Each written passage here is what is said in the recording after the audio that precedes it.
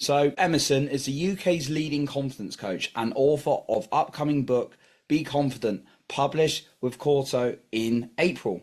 Winner of the International Executive Coach of the Year award.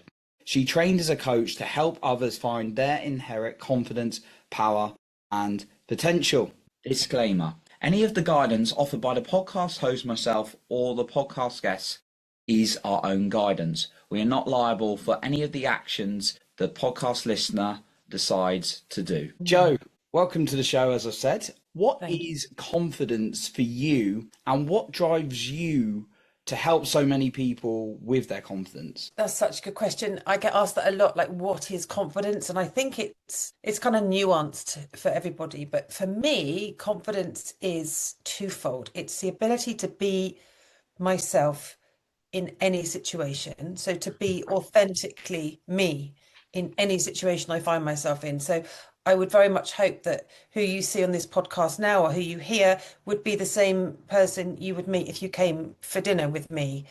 I think that's really, really important. And that, that integrity is a big part of confidence.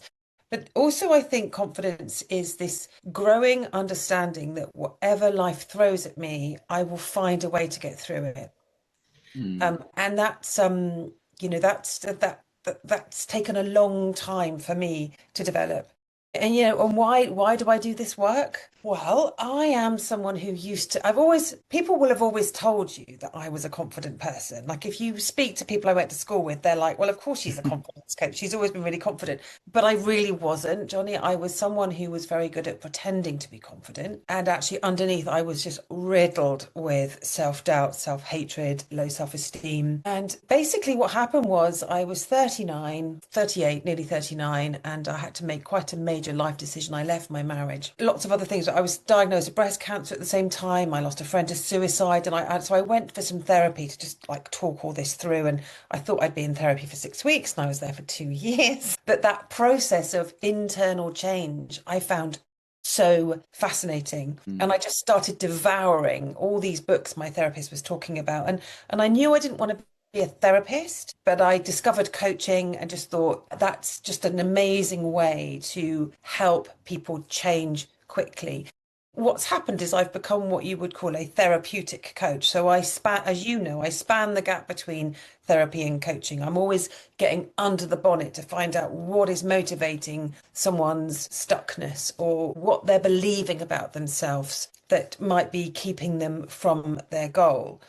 So I'm interested in your past, but only in as much as how it's stopping you from being confident now. So really, my mission in the world is to help people be themselves, like that authenticity piece, and help people cope with what life is throwing at them. Because you know what? I've come to see, Johnny, that the things that have been thrown my way that have been difficult, if I choose to see them as experiences and lessons, I'm only even more confident after I've been through them. And yet, the narrative out there often is if a bad thing happens, it's going to knock my confidence, but it doesn't necessarily have to. It might in the moment, it's probably normal to in the moment, but it doesn't have to do that long term if you know how to manage your mind. So it was a very long answer to your question, although there were two questions there, Johnny. So, Yeah.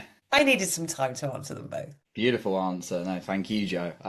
I'd love to go back a little bit, and you touched on you went for some therapy, and then you decided you didn't want to be when you're working through these books, and you're like, wow, sounds like you're excited by them and going for Really? it. You went, oh, actually, I want to be a coach. For someone who's like thinking right now, they don't feel like they have much confidence in themselves, they don't really have the best relationship with themselves. What's the difference would you define as between therapy and coaching, and how would someone know which one's right for them? Well, yes, again, great question.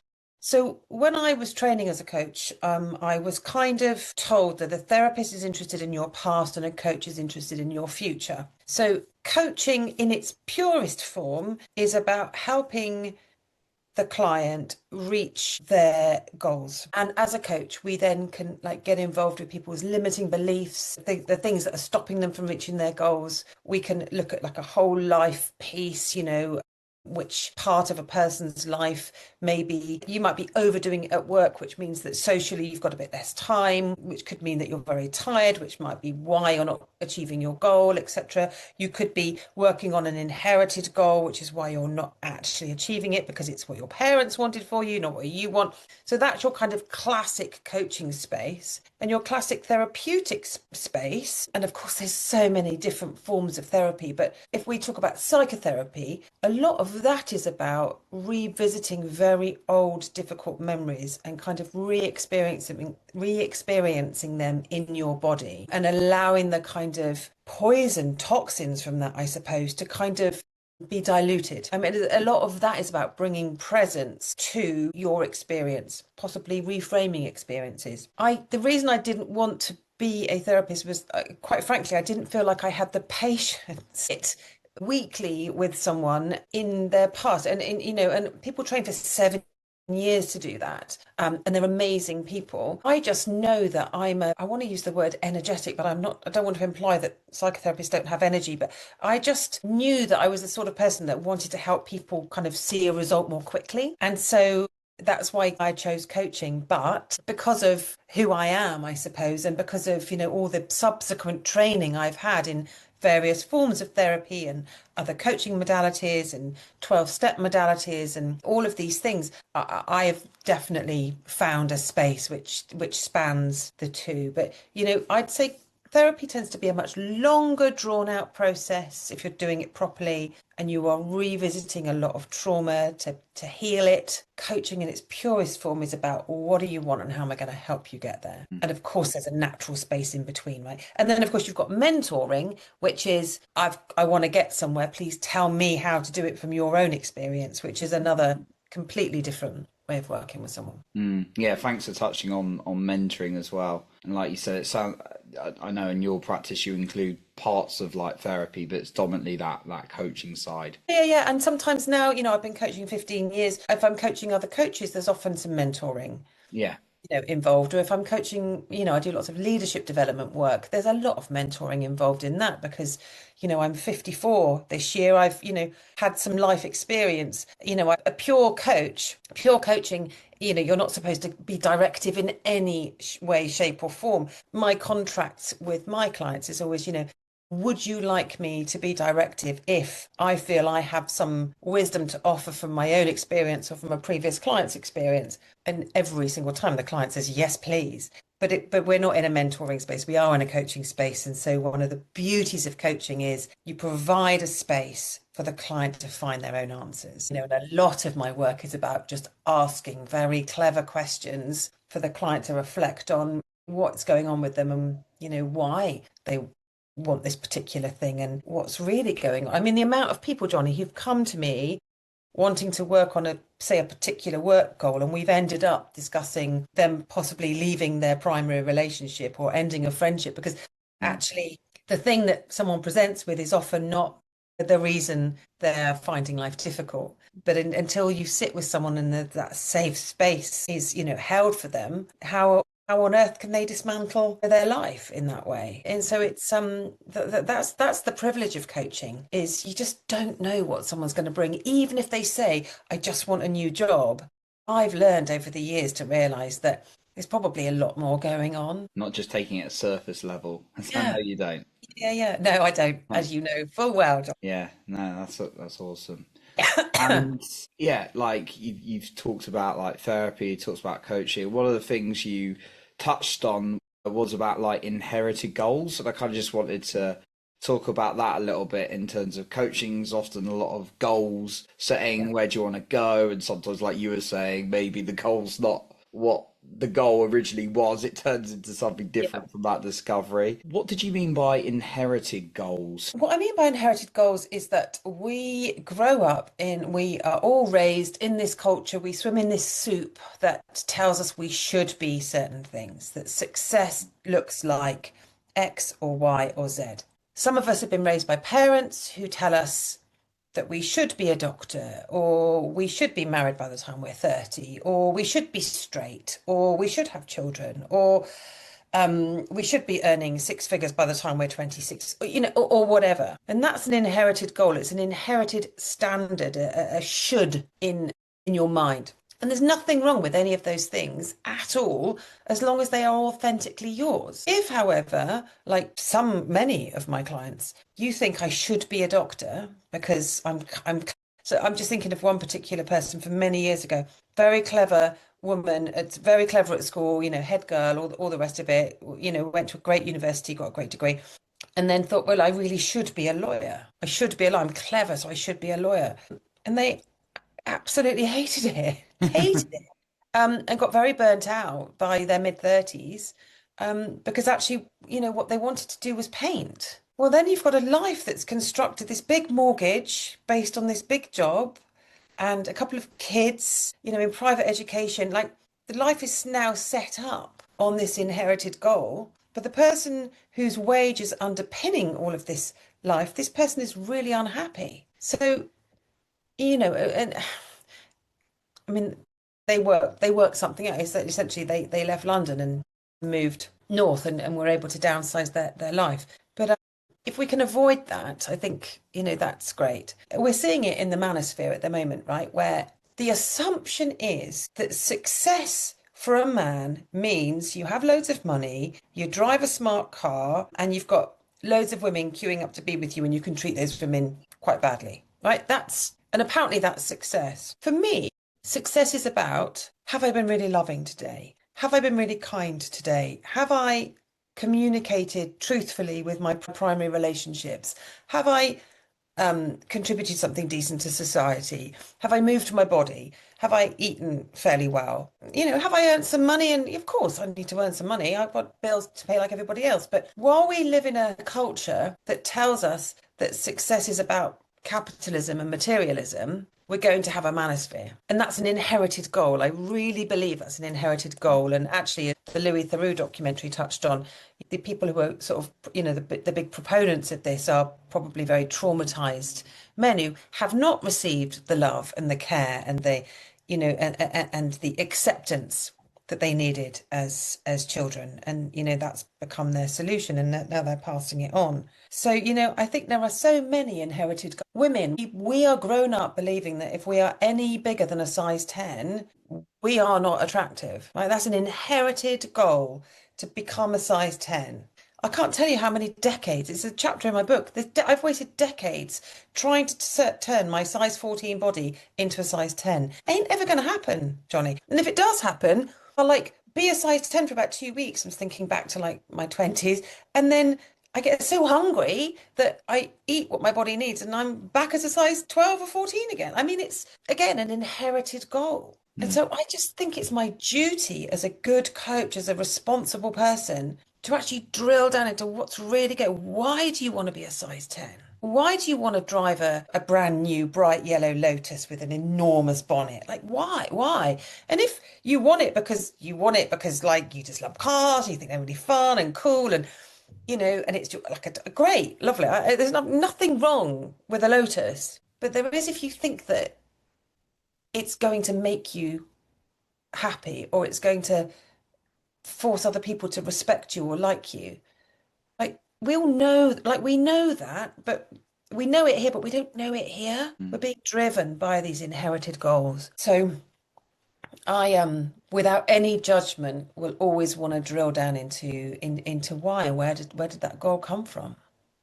Does that make sense? Yeah, absolutely. And a good coach, from my perception and just my own experiences, will really help you get to the truth, not telling you what to do, but guiding you Yeah, into your truth. absolutely. Like if someone wants to be a size 10 because they were always a size 10 and they've had a load of babies and started eating lots of rubbish food and actually they don't like it, like brilliant. Of course I'll help you do that, right? But it's not about the size. It's about how, is this right for you? Is this right for you? If this is for you, this is your, because this is right for you, I'm 100% down with it.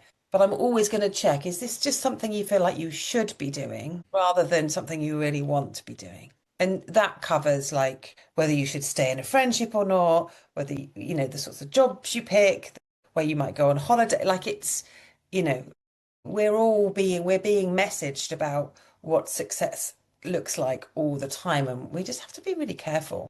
I don't know about you, Joe, and the people you work with, but it's always a work in progress for me. Like we were saying, but like my body kind of responds to things that feel good for me in a different way Yes. than the mind going, I should like that and I should do that and I'd be good at that. But actually, there's a feeling in my body when I know it's right for me as well.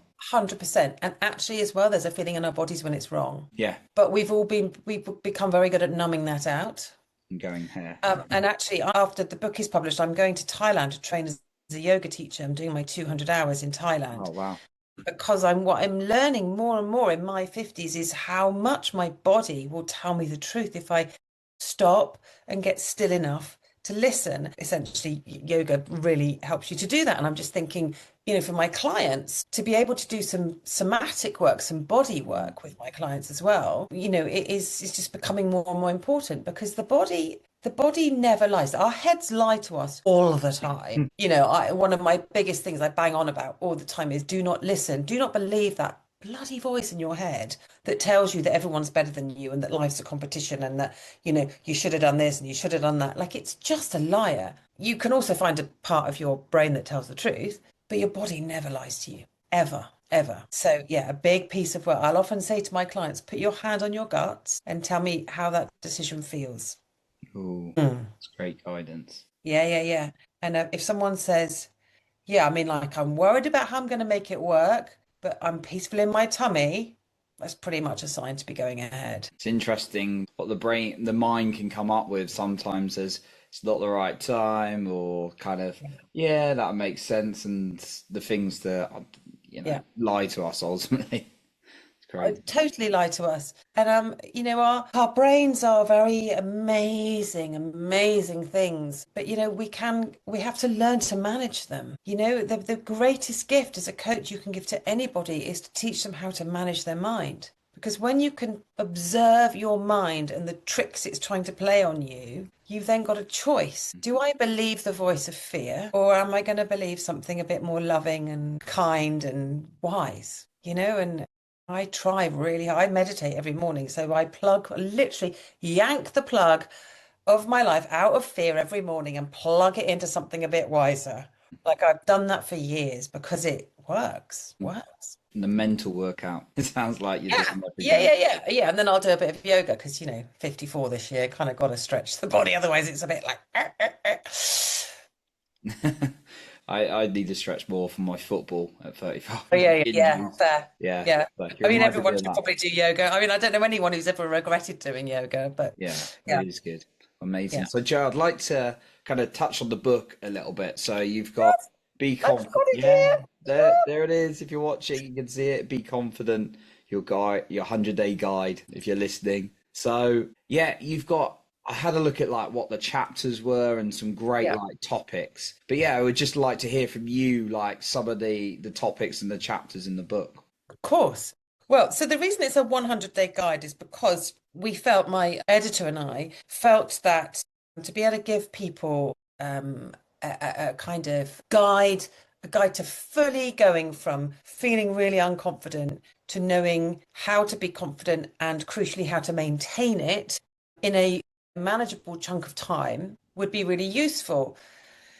Now, usually people just want to do things for 30 days, but I was a bit like, that is so unrealistic for building confidence. Like, this is going to, this is a long-term thing. And I said, around 3 months is great. So we've got 10 chapters. And the idea is you spend 10 days on each chapter, and after 100 days, you will have rebuilt your confidence or you will have gained confidence for the first time. So then it was like, then I was speaking to my publisher, it's like, okay, what are the main things that people struggle with? And here we go. Imposter syndrome, people pleasing, codependency, comparing. We all do it all the time. Worry, conflict. Like if you lack confidence, conflict's really difficult for you. Body confidence, Mm. possibly the most difficult one to write for me. Coping with rejection after a crisis. And then, of course, everyone's nemesis, public speaking. And Ooh. so what we've done is sort of lay out this book in a way. So the first four, imposter, people pleasing, codependency, comparison, those are your kind of baseline behaviors. Those are your baseline thought, behaviors, feeling patterns, core beliefs. We can kind of dig those up and cast a new light on those. You will have built a really strong foundation. Then we go into your little habits. So the thing like worrying or avoiding conflict and the body piece. So we're sort of building up from there. And then, of course, then we've got the icing on the cake. Well, I'm so confident now that I can cope with rejection. I will cope after a crisis and I will stand up and speak in front of lots of people. So, this is 15 years of my life, this book, Johnny. These are the things I deal with day in, day out with people. It makes it sound like day in, day out, makes it sound like it's terrible. I don't mean it like that. These are the ongoing themes that I help people with all of the time. And they've each got their own core belief. They've each got their own root of a problem. So as you know me, I like to get under the bonnet of stuff. So each chapter will, there's case studies, there's a little bit of a preamble about, why I think maybe, for example, people pleasing is a form of lying. Maybe we'll come on to that. But we look at, why have you grown up to believe that people pleasing is a way to be in this world? What's the fear? What's the fear under there? Because if we can get to the fear, the real fear, then we can change the behavior. Because all behavior has a positive intention. And if it's a wonky behavior, it's usually because you're dealing with a fear and you're dealing with it in the best way you can, but there's probably a better, healthier way to deal with it. So 10 chapters, 10 days each, 100 days, job done. Thank you very much. And then at the very end, I say to people, now you're confident, please go and tell other people what you've done and share this confidence. Because if we were all confident, we would all be giving our gifts to the world and the world would not be in this mess that it's in. So there we are. That's the 10 chapters, 100 days. That was the thinking behind it. Amazing. Yeah, I totally agree with building your confidence and spreading it around as many people as possible. Definitely. Yeah, you mentioned about people pleasing, jumping. It's funny you said, oh, maybe we'll go on to that one, because in my mind it was like, I want to cover that one. So we had in sync there. So yeah. Well, yeah, okay, I know it's a challenge. I know it's a challenge for many people. So yeah, it's I'd love a survival strategy. Look, at the end of the day, it's a survival strategy. But this chapter is actually called The Dark Art of People Pleasing. So the chapters are quite, nicely, well, I think they're quite nicely entitled. So they've got, is there an imposter in the house, and conquering conflict? This one is The Dark Art of People Pleasing, because it is a dark art. It's lying. Like at the end of the day, if you are telling someone what you think they want you to say rather than the truth, because you think it's going to keep you safe or stop them rejecting you or stop them being cross with you, then fine, great strategy for staying safe, especially when you're a child. But please be honest, it's lying. It's not saying, actually, no, I really don't want to watch that in the cinema tonight. I don't like violent films. Like that can feel like a real risk for some people, because they're like, oh, if I say no, if I say I don't want to watch the violent film, maybe he won't want to take me to the cinema again, or maybe my friends won't ask me next time and then I'll be out in the cold. Like there's always a fear,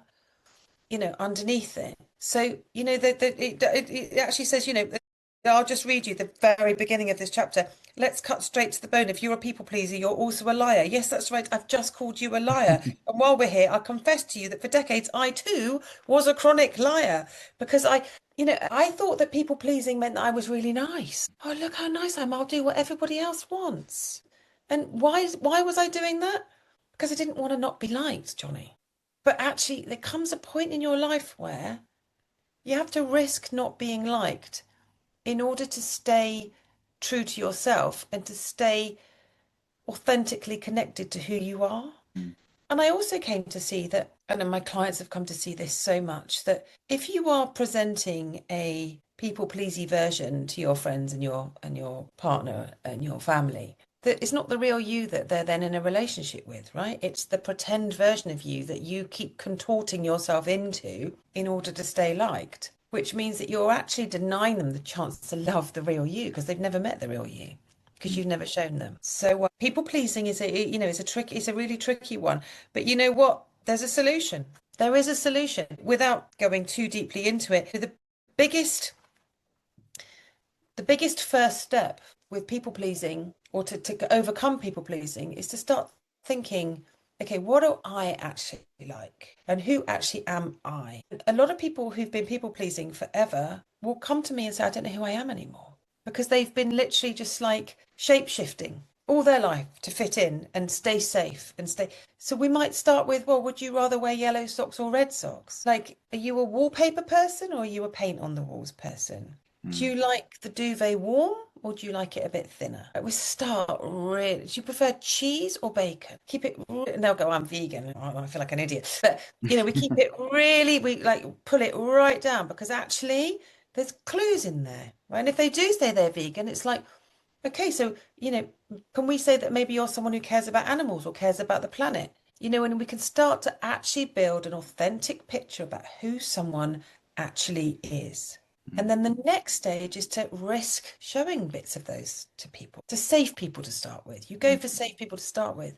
And actually what happens is over time, as people risk showing who they really are to some safe people, they start to relax and think, "Wait, it is all right to be me. It is, oh, it's okay to be me. And I've got these people here who are quite happy that I prefer cheese to bacon. Wow. Mm. Or actually that I'm a vegan. They still love me anyway. They still want to go for coffee with me. They just laugh at my oat milk. Okay, fine.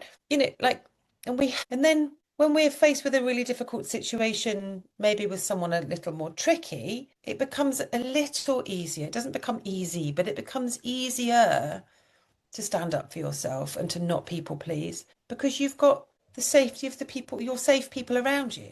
And you've got that deep sense of, I'm connected to myself when I'm showing other people, when I'm telling the truth. And we get sick and tired of rejecting ourselves with our lies. And that starts to become more important. And you know what? I've had to stop people pleasing. I still catch myself doing it from time to time because, I'm a human being and I don't do anything perfectly. Most of my friends have been absolutely amazing. The ones who were, how can I put this? The ones for whom the friendship was only surviving because of my people pleasing are no longer in my life. And that was a grief for me. But I am a lot happier without those kinds of imbalanced relationships. So, it's a lot of this book requires courage. It requires courage on behalf of the reader to face the truth. But I've said this to you, Johnny, my job as a coach is to help you see the truth, because when you see the truth, then you can deal with it. And,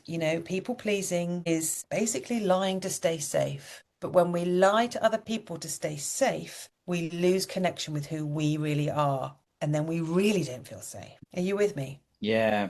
I mean, what was coming up for me there was the fear, like there may be a fear of loss of a person or situation, and that's where the people pleasing is coming from. Yeah. What I'm getting and feeling for this conversation is you're going to lose yourself. Right. And you're not in a genuine relationship with that person anyway, because you're not showing them who you really are. So it's not a real relationship anyway. It's a bit like a two-legged stool. Yeah. It's there, but a bit wobbly because I've got to keep pretending to be there. I've got to keep like showing looks like I've got to be this now. Like, yes, so it's, and again, it's why it's like it is again, it's such a cultural thing. We are raised to a school system where, if you do well, you get to go up to be with the head teacher on assembly days on Fridays and get a certificate and everyone claps and your parents take you for ice cream afterwards because they're so proud of you. We are raised to people please, right? We're raised for that. And by the way, I'm not suggesting that we go around doing the opposite all of the time, as in upsetting everybody all of the time. Like, we have to be selective with this, right? And there are times, I think, when it is. Listen, if you are with a narcissist and they are also physically quite violent, people please as much as you like until you can get out. Just keep yourself safe until you can get out and do not be with that person again. I'm not banning people pleasing at all. What I'm saying is become aware of why you're doing it, and then maybe only ever use it selectively if you feel like it's probably your wisest thing, rather than it being the thing that drives your whole life. Yeah. You're not telling people to just go around saying F off to everyone. That's not what we're saying. No, It's like I kind am of never that's saying you, advocating that. yeah, No, it's about saying it's it's about being authentic. truthful, Yeah, yeah, truthful yeah. to you. Truthful, genuine. Yeah, yeah, yeah. And you know that, and that, like I said, that can be really scary for people, especially when you don't know who you are yourself. Like that's why the first step is, well, let's find out who you are. There's like 50 questions or something in this chapter. I can't remember. I'm flicking through the chapter now, but there's like I can't think how many questions are there? 35 questions just in this book to kind of in that chapter to like, who are you? Like who are you? It's such a lovely thing to do with someone, when you can coach them out of people pleasing. Who are you? And Joe, there's loads in the book. You got like 10 chapters, but one of the ones I'd love to touch on everyone, but I think We, I think we might get the actually book. be here forever. Yeah. So highly, please, thank you for putting this work out, and yeah, you obviously can grab Joe's book, which is going to be incredible. Is incredible. Joe, I'd love to touch on though imposter syndrome and what that is for you and how you describe it. I've forgotten hang on, I think I've got it. Is there an imposter in the house? That's the name. Is there an imposter in the house, which is the first chapter Yeah. in the book?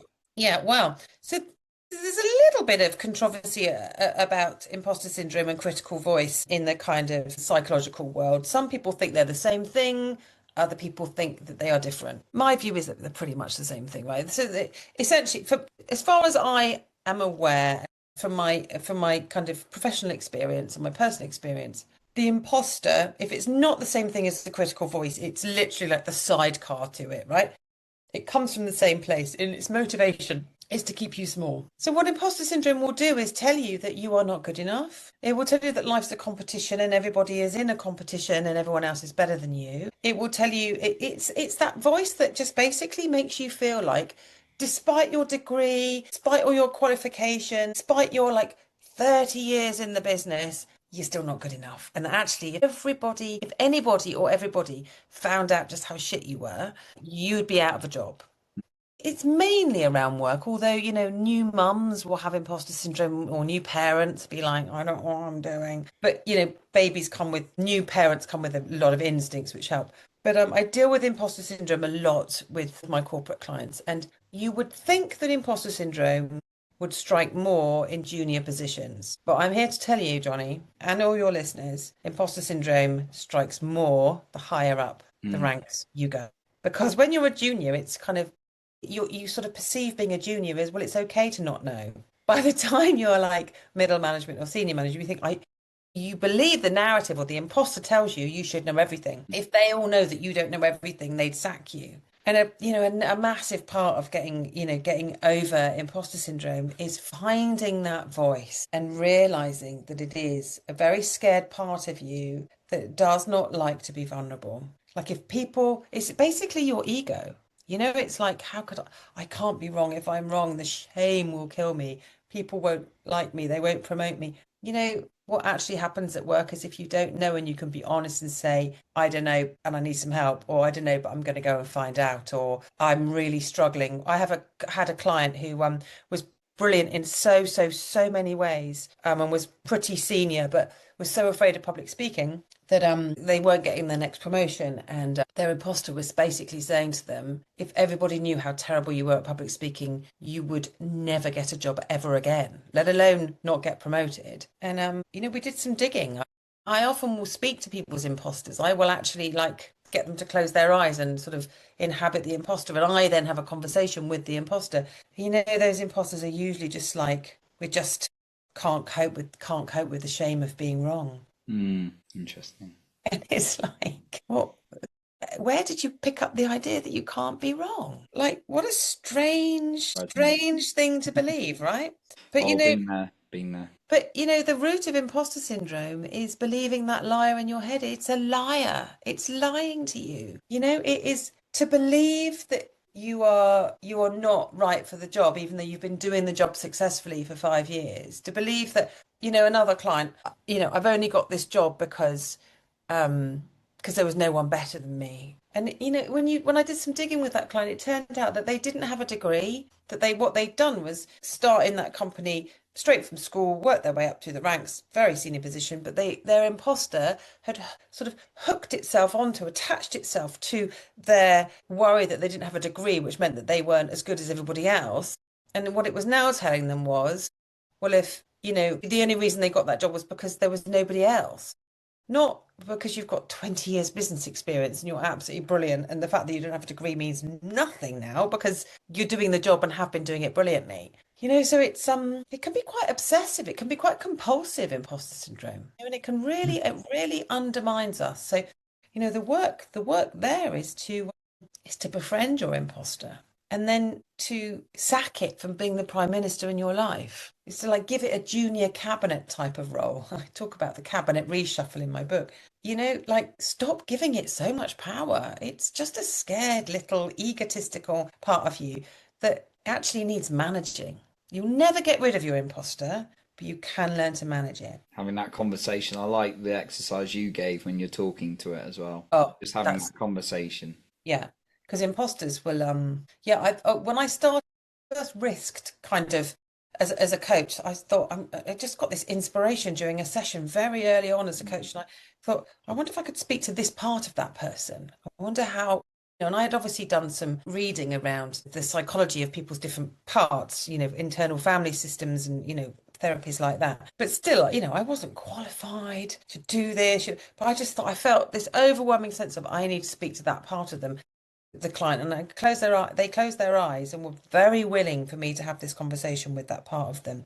And it was probably one of the biggest light bulb moments in my career as a coach, because I was suddenly like, oh, okay, these parts do want to speak to me and tell me the truth, because actually these parts of us that are undermining us, they're actually just trying to be heard. They're trying to get a need met. And so if you've got someone saying, okay, talk to me, what's going on? What do you need? Why are you so horrible to your host? And they're like, well, because they're going to fuck everything up otherwise, and then we're going to end up on the streets. Okay, all right. So, it's actually about, I encourage you to treat your imposter a bit like a scared child. Give it some calm. Say it's all right. We've got this. All of that kind of stuff. It's fascinating. But everyone suffers with imposter syndrome at some point in their lives, I think, and it's such a shame. I've seen some careers nearly ruined from people believing that imposter, and it's great when someone realizes that it's just a voice in their head. It is not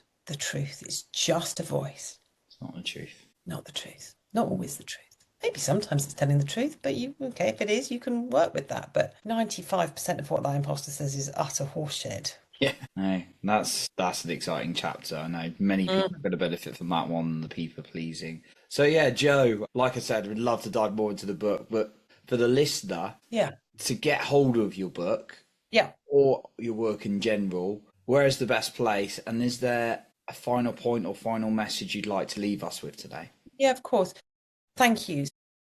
You can find me at jo-emerson.com, and I'm on Instagram and TikTok and LinkedIn. I'd love to link in with anybody. The book is available now for pre-orders, and so it launches in the States on the 7th of April and here in the UK on the 9th of April, but it is available for pre-order now. So the best place to buy the book is on Amazon. Again, you could follow the link via my website. And if there's one thing I'd like to leave people with, well, it's always this, Johnny. It's if you're listening to this and you think I've got nothing to offer the world, then please know that that is the lie in your head telling you that. Be it your critical voice, call it your imposter, whatever you want to call it. That is a lie. Every single person on this planet has something to give this world. And you are not just doing yourself a disservice by not giving it to the world. You're doing me and Johnny and everybody else in the world a disservice by not sharing your gifts with us. So, we're all of equal value. In fact, we're all one, right? We're all the same life force is pumping through all of us. So if I had anything to say to people, it would be, please find your confidence so that you can share your gifts with us all. Because that's all the world needs. And actually, that's all any of us need, really, is to just be giving who we are and what we've got inside us to the world. Wise words. I love it. Thank you. Thank you, Jo, for sharing that. I believe that's very true as well. That voice just gets in the way and blocks us hearing that.